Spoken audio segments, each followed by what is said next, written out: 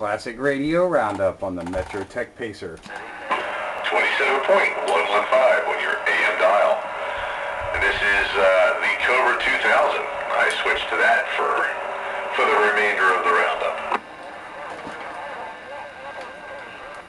Alright, here we are. Suppose we could go through the my collection of microphones on this radio to see what the difference is.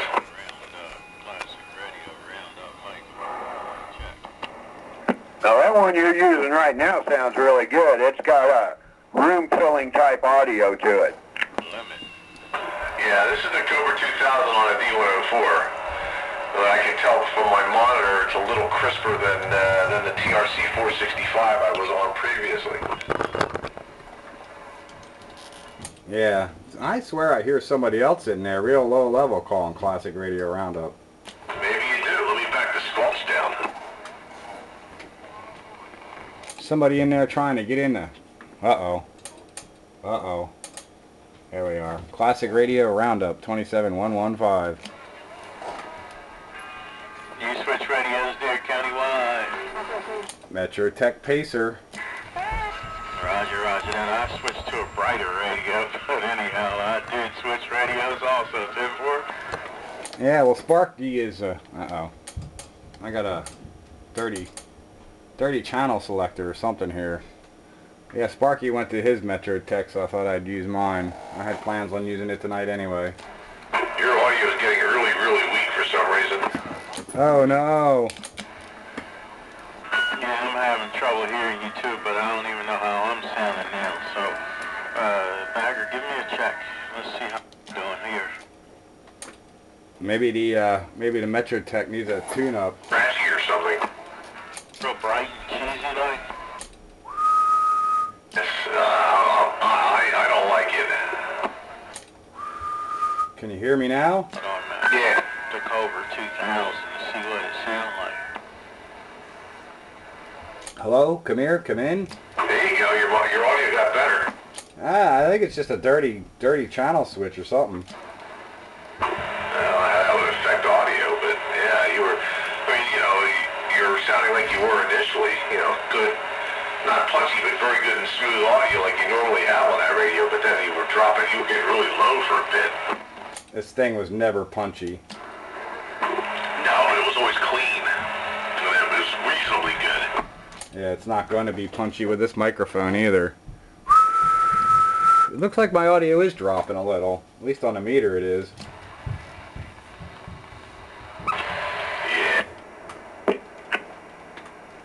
You got a little bit of noise in there with you, Pete. It isn't in there every time you key up, but it seems like when your audio drops out, that noise gets louder. Sounds a little bright.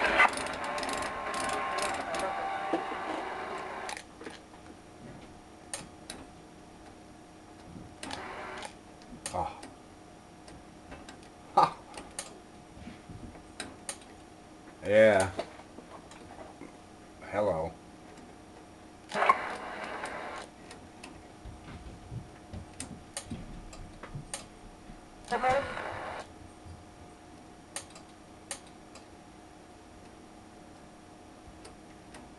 Somebody out there in the distance trying to get in there? I swear I hear somebody calling.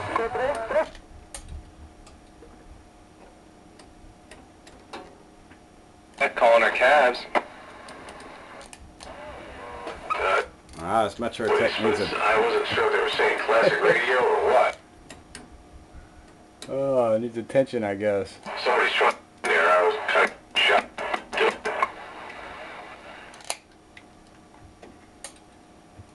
I think my Metrotek needs a little tuning up and cleaning. Probably just a cleaning. Dirty contacts or something. It's working. Yeah, but it doesn't always transmit. I gotta wiggle the switch. That's in there. I thought I heard the operator out there waving. Maybe that's who I'm hearing in the distance.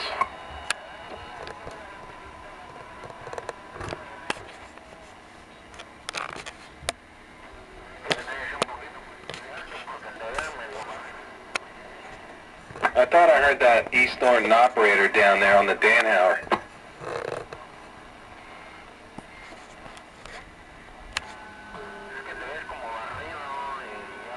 No, no comprende.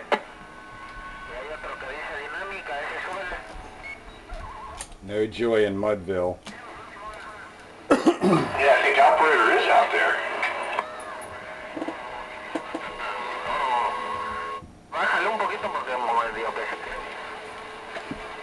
I can only hear the Mexican taxi dispatch operators is all I can hear.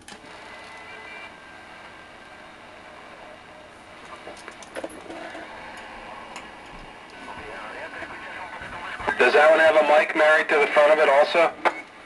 Hardwired. Yep, that's what I said. That's all the audio you're ever going to get out of this radio. The microphone's hardwired. Yeah, they're like a mobile mic, like a mic you would have in the car. Stock mic, yep. I open it up, it's got a pretty good element in there. Big 2-inch element or something. Mine has a mobile mounting bracket on top. Yeah, you can put that underneath and tilt it up.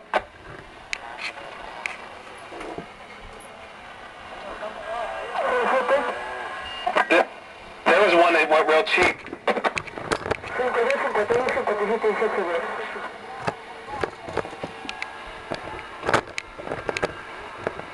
I got one. Don't need another one.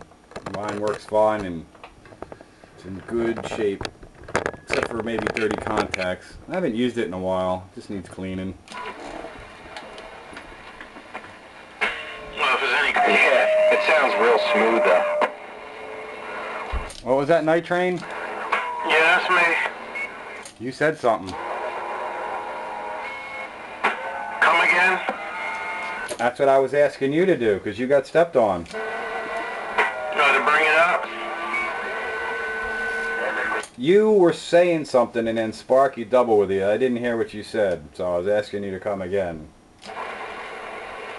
Alright, sorry about that, Sparky. I was saying it sounds real good over here.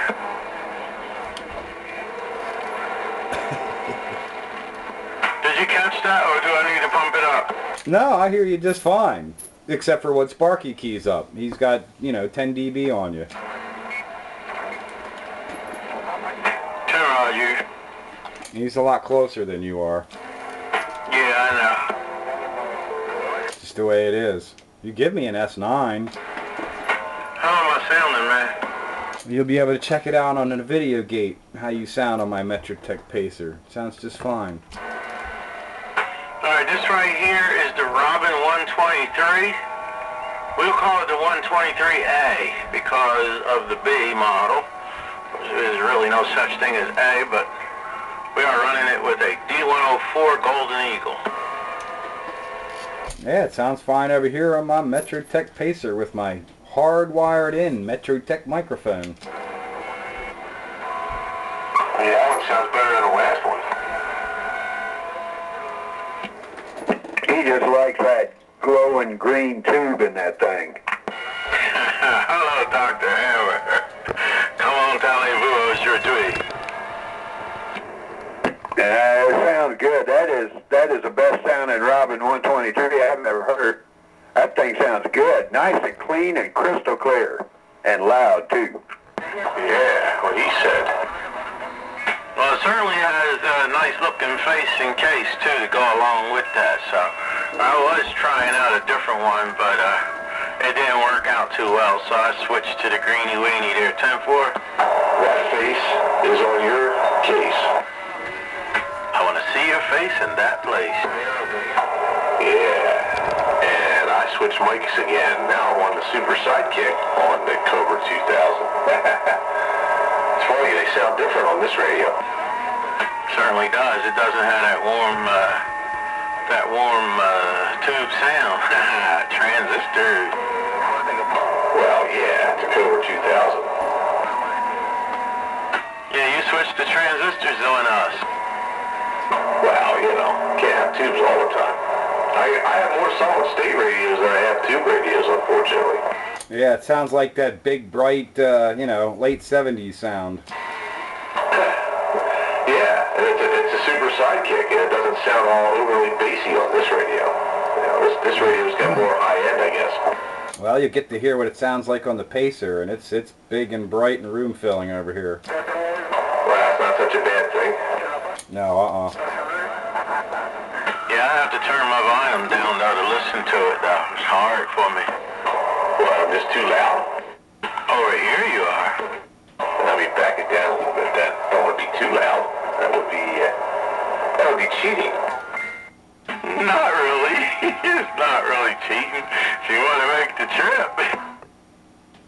Yeah, you're only a couple miles up the road though. 10-4, I got Puerto Rico coming in here now. yeah. Well, with all that in the background, it sounds good over here. That's right. Don't want too much background. Gotta keep it under 20% modulation. That thing's got plenty of modulation to go around for all. Yeah, and that's what that's what I always remember Bagger sounding like in the early 90s. Yeah, I try to think in the early 90s, I was probably still running that Navajo before I sold it to you. That Navajo was kick butt. That thing had some punch to it. I can get that sound back, I think, pretty reasonably well with my Code 39 XLR because it's the same board. I can do the same thing to that radio. I regret the day I sold that thing now.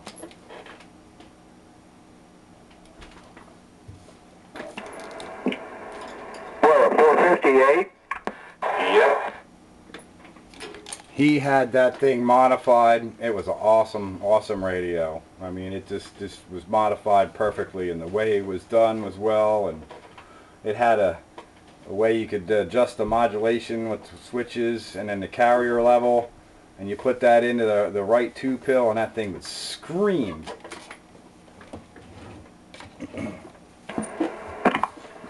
Yeah, 458's a real good radio. I kind of like the 490 as well, but it's a 8719. Those 458s are really in demand, and you can tell it because they sell for a good price on the bay unless they're just totally trashed. Yeah, that's the thing though. I see a lot of them up there.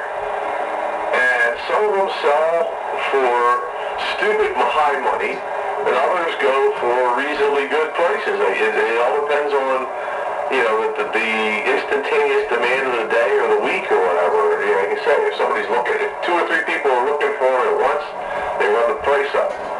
Otherwise, I've seen some fairly decent ones go for less than $150. Same with them Lafayette Telstat SSB 140s. There seems to be a million of them up there too. Yeah, I know.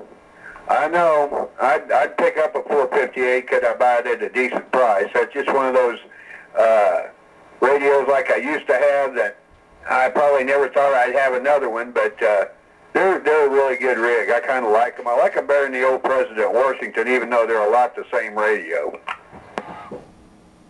Yeah, it's funny because I have a Cobra 139 XLR now, which has got the same board in it. But for whatever reason, the meter, whatever, I don't know, the 458 seemed to work better. I don't know why. It's just the way it was. You still have that 139 23 channel that you had up on Grumpy's? Yeah, for the moment. Why, do you have a pending deal on it or something?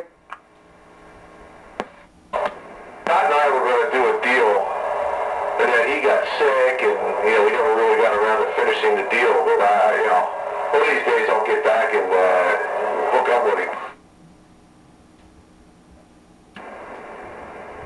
Hi, Roger. I'd be interested in that rig. If you, depending on what you find out from him, send me a PM at the forum what you need for it price-wise. I don't really have anything I'd be willing to swap for it, but I'd give you a fair price, cash for it. Yeah, I would prefer to just trade it for other equipment, but yeah, we can do something, I guess. What happened to all your junk? Did you get rid of it all? Well, the Browning is now residing a long distance away from here, and I got a really fair price for it. That was the S923 and the R2700 receiver. I still have my Mark II receiver, but I'm looking for, I'm going to use the money from that, at least part of it, to find me a decent Mark II transmitter, AM transmitter.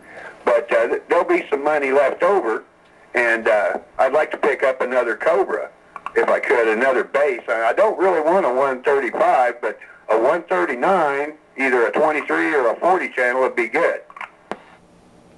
Yeah. Well, you still have your SBEs and all, right? Oh yeah, I have all my SBEs. They're not going, they don't go anywhere. Yeah, okay. I thought maybe you were selling off your collection or something.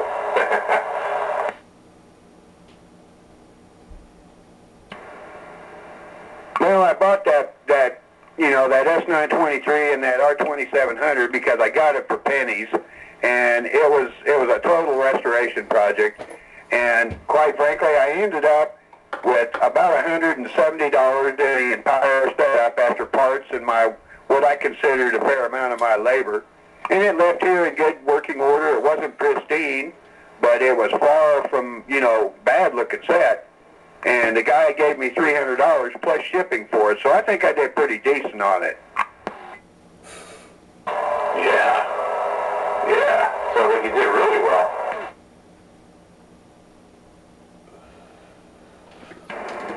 Well, it wasn't one of those, you can eat off the chassis and I've been a Browning dealer for 30 years and yada, yada, yada. Of course, then I would have had to ask 1,000, but, my last name doesn't end in double L and an I. Yeah, you're not radio, Mark.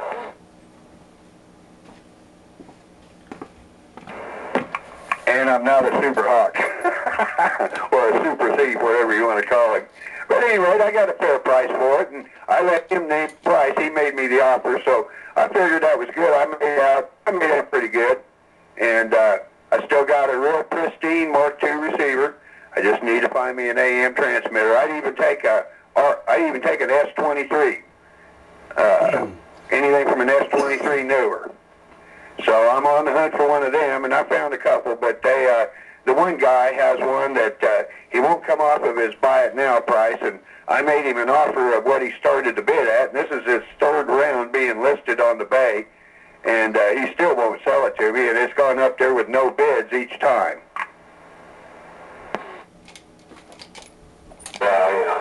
He's one of those people that thinks it's more than it is. I don't see how a radio guy... Uh-oh. Am I working? Yeah. Uh-oh. No, I'm not. Yeah, I don't know how a radio guy could sleep at night screwing over another radio guy without being honest in the description. Not everybody's in it for the same reasons. Some people see dollar signs. Yeah. Well, those are the people I don't deal with. No, I won't deal with them either. People that, see something as nothing more than a monetary investment and not as a hobby of love or, they're not the right kind of people. I won't deal with that nonsense. Well, there's even not so much wrong with, making a buck or two, but just out and out screwing a guy with dishonest descriptions. Yeah. Telling somebody, it's my own personal collection that I've had for 30 years and I used to be, work at the shop or, some of these tales get a little too tall. I don't know how that Radio Mark guy even survives. As soon as I see the yellow plexiglass behind the item, I move on. Yeah, the thing is, he's been reported a gazillion times, but he's still there. Because I guess that eBay makes enough money off of his selling fees that they're not in any hurry to get rid of him.